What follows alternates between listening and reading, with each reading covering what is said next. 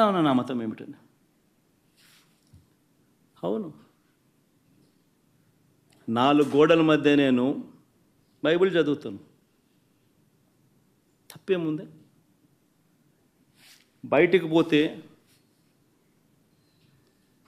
హిందూ సాంప్రదాయాలను నేను అనుసరిస్తాను, గౌరవిస్తాను. బయటికి పోతే ఇస్లాంను అనుసరిస్తాను, గౌరవిస్తాను. బయటికి పోతే సిక్కిజంను అనుసరిస్తాను, సిక్కిజంను నేను గౌరవిస్తాను. నా మతం ఏమిటని అడుగుతా ఉన్నారు. నా మతం మానవత్వం.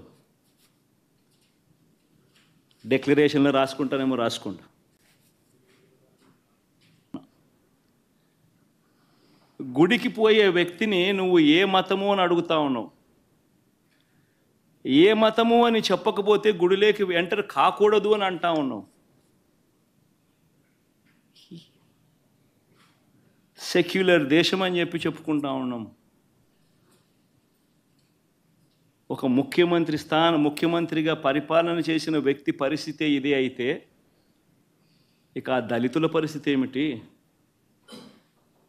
గుళ్ళలో పోగలుగుతారా? పోయే పరిస్థితి ఉందా? పోనిస్తారా? రానిస్తారా? ఏం చేస్తా ఉండు? నిజంగా రాజకీయాల్లో మతం పేరుతో రాజకీయాలు చేయడం ఎంత దౌర్భాగ్యమో. నేను ఇదే బీజేపీ పార్టీని కూడా అడుగుతా ఉన్నా.